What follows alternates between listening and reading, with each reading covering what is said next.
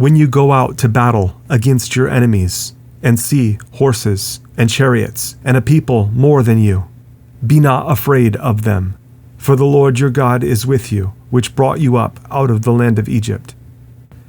And it shall be, when you are come near unto the battle, that the priest shall approach and speak unto the people, and shall say unto them, Hear, O Israel, you approach this day unto battle against your enemies. Let not your hearts faint. Fear not, and do not tremble, neither be you terrified because of them. For the Lord your God is he that goes with you to fight for you against your enemies to save you.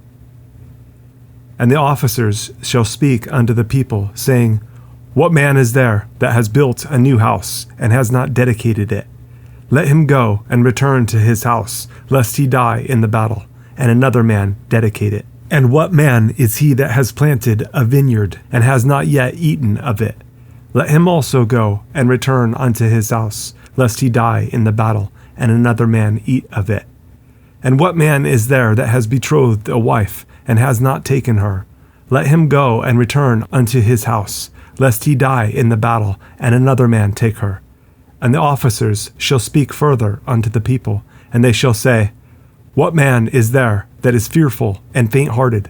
Let him go and return unto his house, lest his brethren's heart faint as well as his heart. And it shall be, when the officers have made an end of speaking unto the people, that they shall make captains of the armies to lead the people. When you come near unto a city to fight against it, then proclaim peace unto it. And it shall be, if it make you answer of peace, and open unto you, then it shall be that all the people that is found therein shall be tributaries unto you, and they shall serve you. And if it will make no peace with you, but will make war against you, then you shall besiege it. And when the Lord your God has delivered it into your hands, you shall smite every male thereof with the edge of the sword.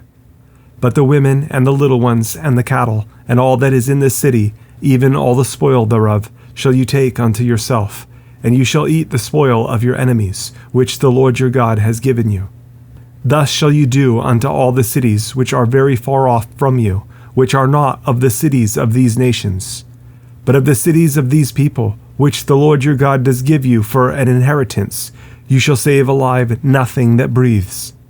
But you shall utterly destroy them, namely, the Hittites and the Amorites, the Canaanites and the Perizzites, the Hivites and the Jebusites, as the Lord your God has commanded you, that they teach you not to do after all their abominations which they have done unto their gods. So should you sin against the Lord your God. When you shall besiege a city a long time, in making war against it to take it, you shall not destroy the trees thereof by forcing an axe against them. For you may eat of them, and you shall not cut them down, for the tree of the field is man's life, to employ them in the siege. Only the trees which you know that they be not trees for meat, you shall destroy and cut them down, and you shall build bulwarks against the city that makes war with you, until it be subdued. If one be found slain in the land which the Lord your God gives you to possess it, lying in the field, and it be not known who has slain him, then your elders and your judges shall come forth, and they shall measure unto the cities which are round about him that is slain. And it shall be that the city which is next unto the slain man, even the elders of that city shall take an heifer, which has not been wrought with, and which has not drawn in the yoke. And the elders of that city shall bring down the heifer unto a rough valley, which is neither eared nor sown, and shall strike off the heifer's neck there in the valley. And the priests, the sons of Levi, shall come near, for them the Lord your God has chosen to minister unto him, and to bless in the name of the Lord. And by their word shall every controversy and every stroke be tried. And all the elders of that city that are next unto the slain man shall wash their hands over the heifer that is beheaded in the valley.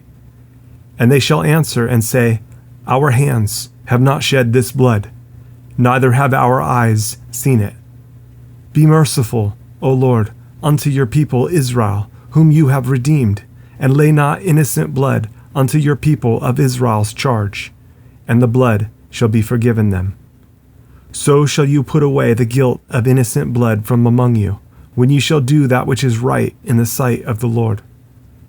When you go forth to war against your enemies, and the Lord your God has delivered them into your hands, and you have taken them captive, and see among the captives a beautiful woman, and have a desire unto her, that you would have her to your wife.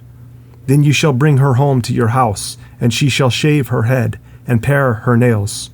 And she shall put the raiment of her captivity from off her, and shall remain in your house, and bewail her father and her mother a full month. And after that you shall go in unto her, and be her husband, and she shall be your wife. And it shall be, if you have no delight in her, then you shall let her go where she will. But you shall not sell her at all for money. You shall not make merchandise of her, because you have humbled her.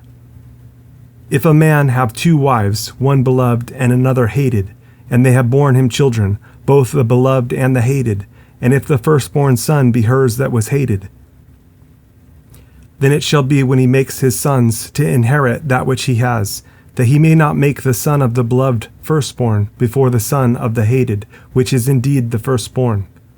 But he shall acknowledge the son of the hated for the firstborn, by giving him a double portion of all that he has. For he is the beginning of his strength, the right of the firstborn is his.